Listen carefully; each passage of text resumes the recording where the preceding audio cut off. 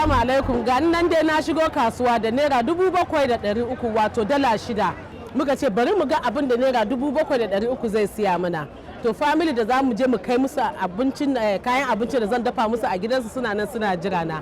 Amma abin da nake tunanin zan dafa musu shine ina tunanin zan dafa musu shinkafa da nama da salad. In Allah da in na je gidansu gobe, da in na gama siyayya na yau zan ajiye shi a fridge. Gobe da sassafe zan tashi zan je gidansu da zan dafa musu shinkafa da nama da salad. Da aka ku biyo ni mu ga na za mu kashe a cikin 7,300 inda za mu haɗa kayan jollof rice da salad da nama. Ku biyo ni.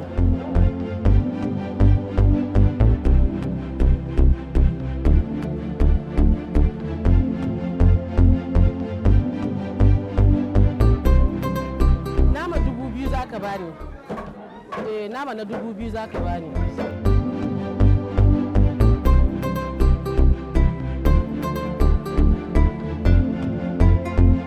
To na ga mai siyayya na shinkafa da kayan salad da nama.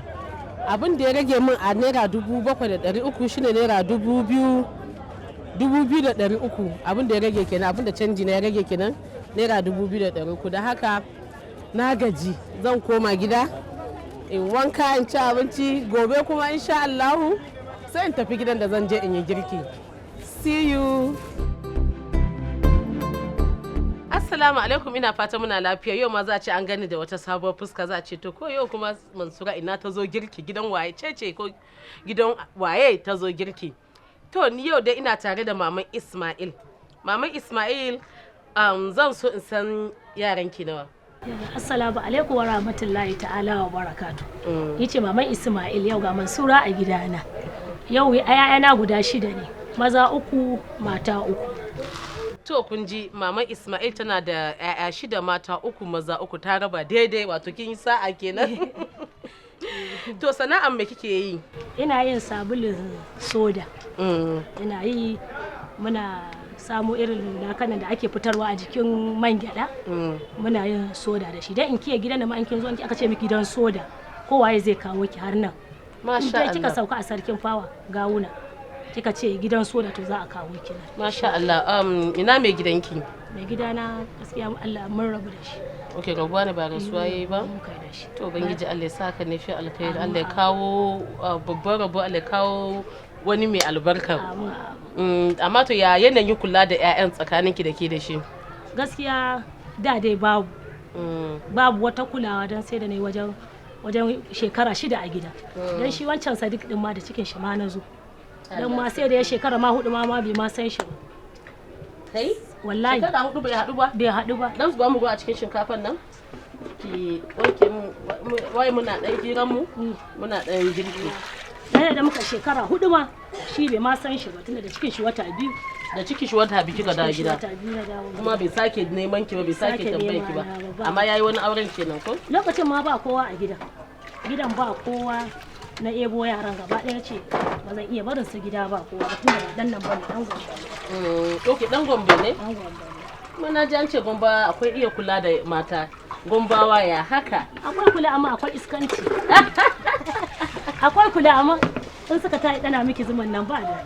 Ba daɗi ko? Wani lokacin da ma ai rayuwa an ce zo mu zauna zo mu saba ne. Wallahi haka dai aka ta fama. Yanzu ya kike fama da ciyar da su?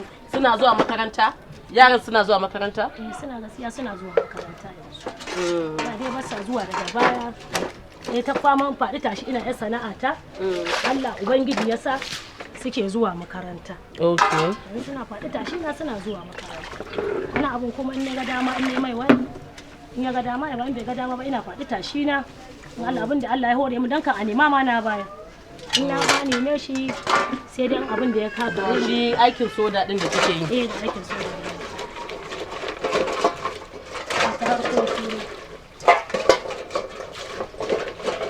Abinci dai mutum ba zai ba yaro kamar yadda yake a kudin shi ba.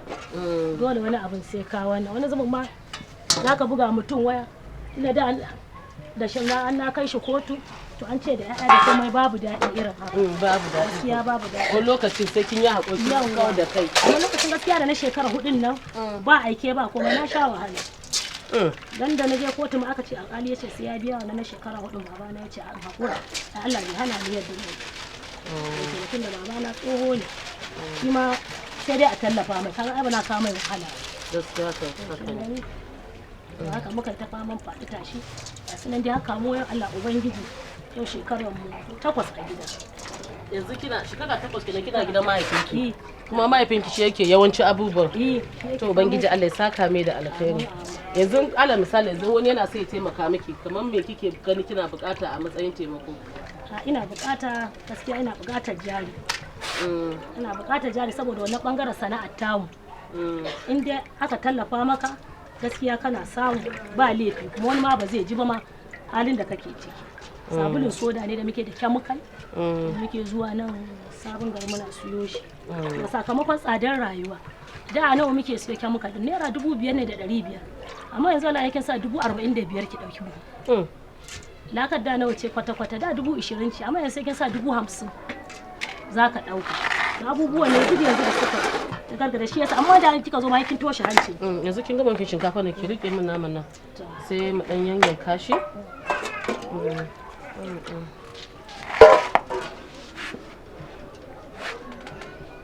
na dan zuba gishiri ne dan rage yawan kuda da suke bin naman kin san lokacin to jama'a abinda nake son in dafa a nan gidan shine ina so zan yi jollof rice da juice ɗinmu kamar yadda muka saba da ni da maman Ismail da 'ya'yanta za mu zo na mu ci mu sha cikin jin daɗi don haka ku biyo mu ku ga yadda girkin namu zai kasance yau tare da maman Ismail yauwa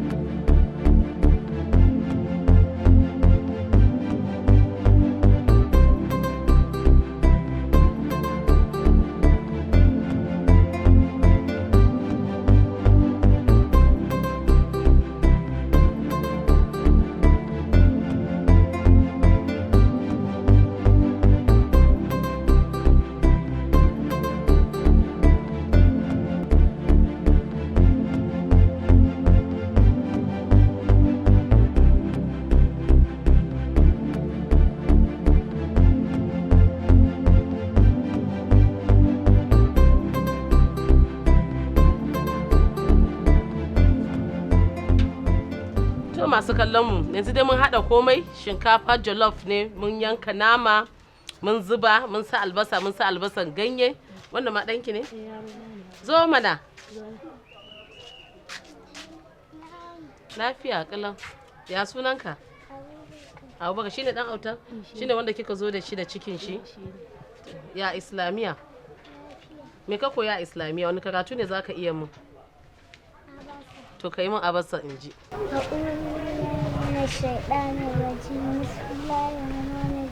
عبس وتولى أن جاءه الأعمى وما يدرك لعله يزكى أو يزكى فتنفعه الذكرى أما من استغنى فأنت أهل تسعد وما عليك ألا يزكى أما من جاءك يسعى وهو يخشى فأنت أهل تصدى وما عليك ألا يزكى فأما من جاءك يسعى وهو يخشى.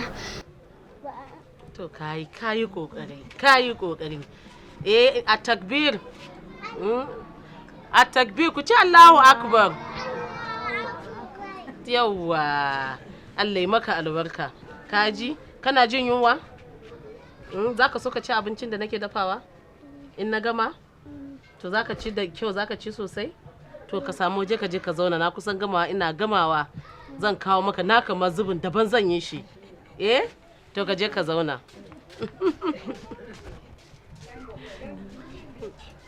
Wani makaranta suke zuwa? Suna zuwa Islamiyya kuma suna zuwa makarantar boko. Wani makarantar boko suke zuwa? Gawuna primary. Okay, Gawuna primary nan? Okay. Islamiyya kuma fa? Nan ta fi kofar gida. Okay, a nan kofar gida ake ta. Okay, kitabu sunna. Nan suke karatu. Lallai. Yanzu me burinki nan gaba, tunda dai ina ganin ki kamar da dan kurciya a jikinki? Yau dan na san ba ma ki baki kai 30 ba. Ko kin kai? Sai ana dan haura 30 kamar da na yanzu. 33 kin ga kuwa da kurci yake har yanzu. Ko ba haka ba? To me dan na san ba inda zaki ki iya zama ki ci gaba da zama a hakan. A'a ba zai yi ba. To me plan ɗinki? Me kike tsare-tsare da kike tunani kike yi? Ina kokari ne dai. Ina samu ina yar sana'ata. Nan gaba me kike son ki yi? A'a kina in Allah ya kawo miji. In Allah ya kawo miji ina so kai aure amma kuma ga yara. Ya maza yanzu gaskiya ba kowane namiji ne? Yawwa. Zan iya gaya miki wannan based on experience ina. Ba ko mazan zamani yanzu ba kowane namiji ne yake sai ya auri mace mai 'ya'ya ba.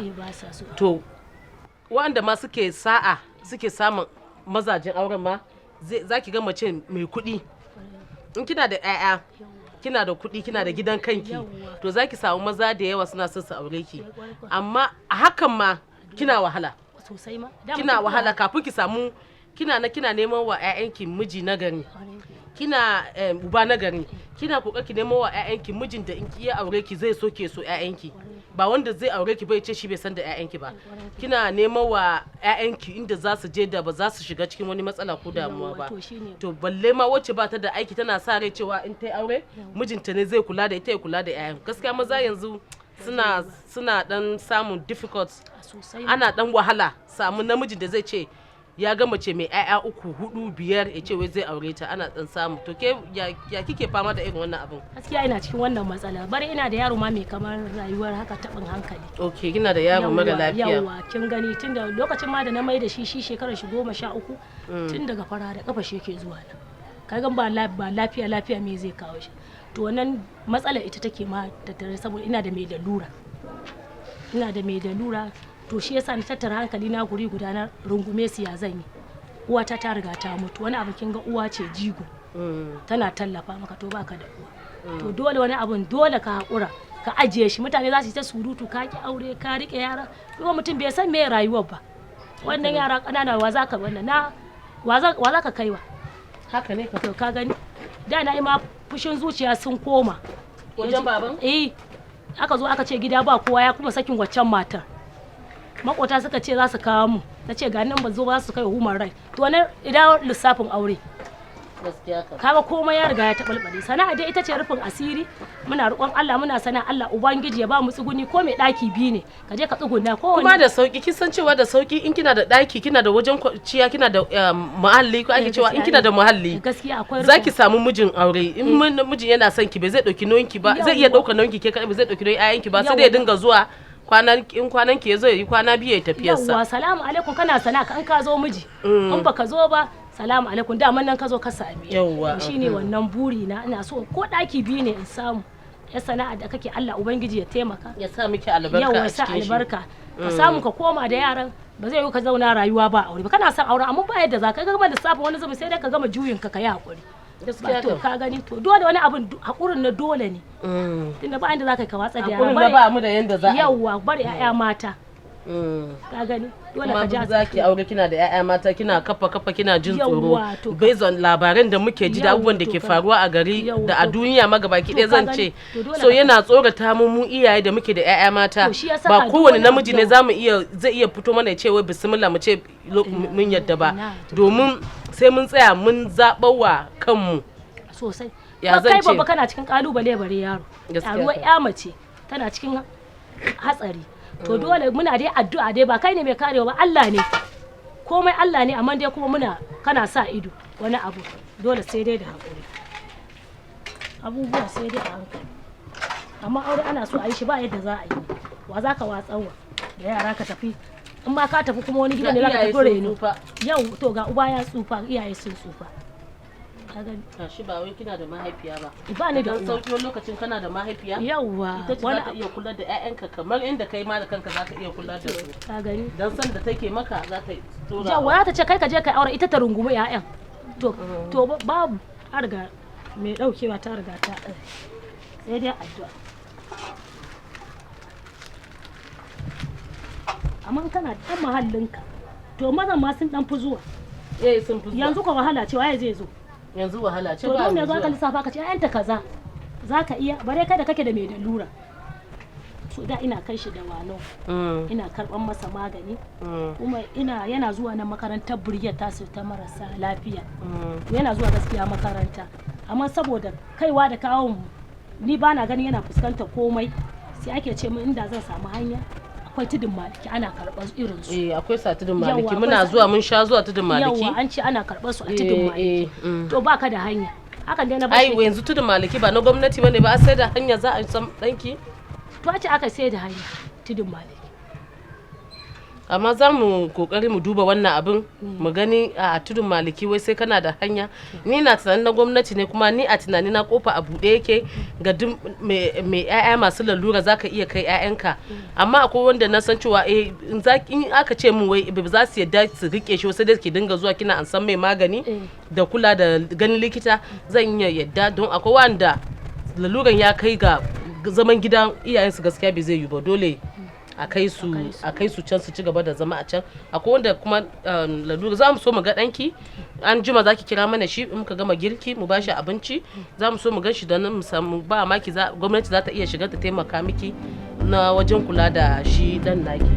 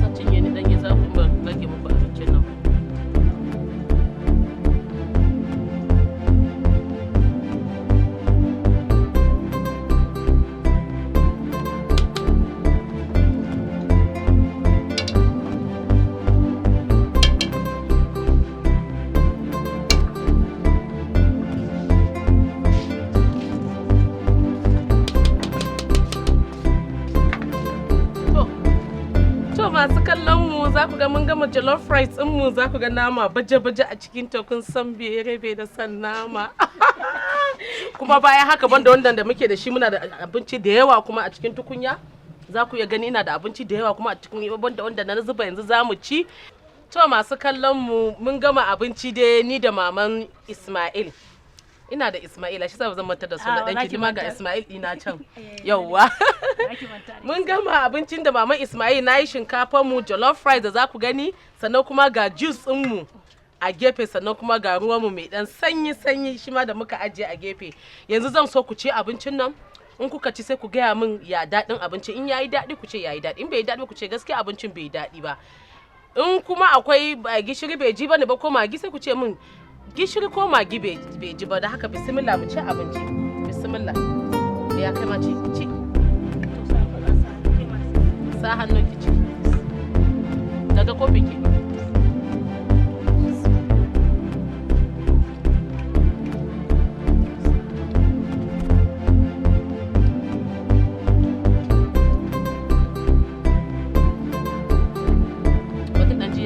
naman yake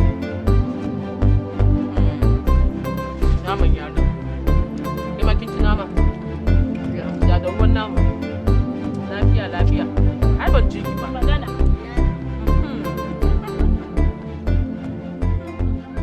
yauwa kai ma fa ka ci nama ka ci ka yaga nama ka ci nama an ba shi gandan yarbawa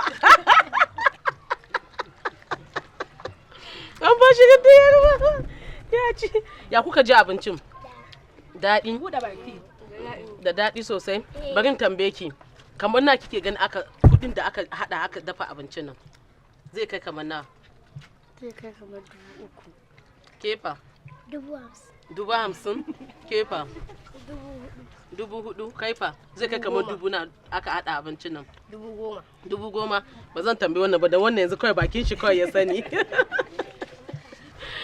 To masu kallon mu wannan abinci ga baki daya da zuwa kasuwa da yin cefane da zuwa gidan da siyan ice na naira 300 na siya duk girkin da nake ta yi ice naira 300 nake siya don kowane kulli naira 100 ne ina siyan kulli 3 wato naira 300 nake girki da shi kuma kamar yadda na gaya muku kusa bana amfani da kalanzir wannan ledoji nake sa yara su nemo mun a waje in hada wuta na abinda na kashe a wannan abincin girki nan gaba kiɗa naira 6,300 kacal a cikin naira 7,300 da aka bani in yi girki na naira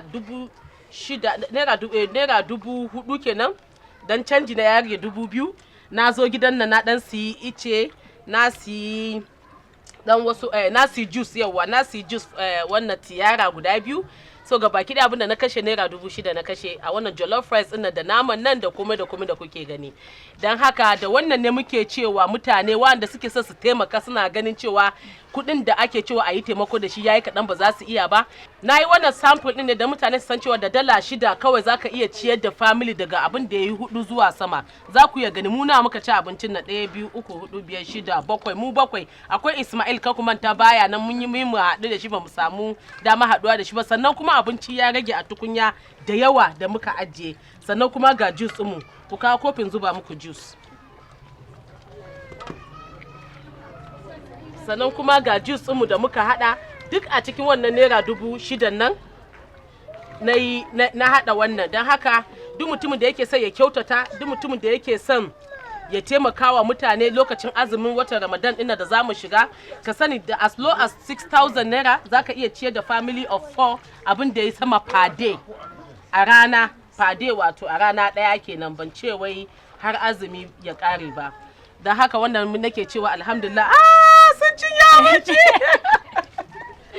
sun cinye abinci ga baki da abinci yayi daɗi kenan ko lalle alhamdulillah ina ko ba ni kofi nan shi ma ya sha juice yanzu ina zuwa kafa kaki sha tukunna ya ga juice ɗinka kun san da turawa suke yi kowa ya hada kofin shi waje ɗaya ya kema ya kema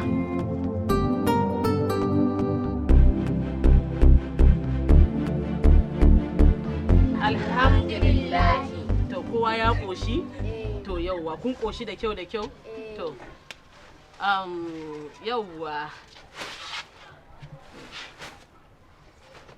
wa'annan kayan da kuke gani a madadin kungiyar mu ta Today's Life Foundation da kuma Hajiya Aisha Humaira da ta ba mu kayan da ta ce mu raba muku domin duba ga sanyi da ake yi yanzu. Ta ce gashi nan, ta ce mu nemi 'ya'ya marayu mu ba su domin su samu abin rufa ga bango na sanyi. Sannan kuma ka duba min sweta da zai yi wa Muhammad, ko kace sunanka? Abubakar. Ba ni wannan ga wani rigar sanyi mai kyau, tashi ki sa shi, ke zai miki. Wanda rigar sanyi zai miki, ki gwada shi in gani.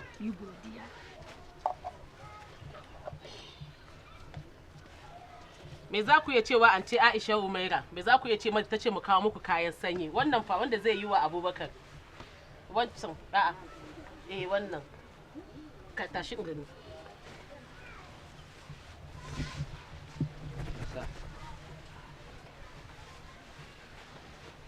Yauwa, ka samu rigar sanyi ko?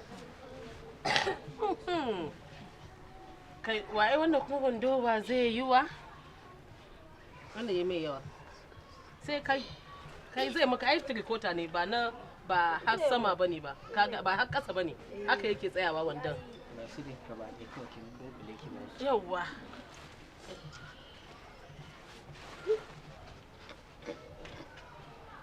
To ga kayan sanyi.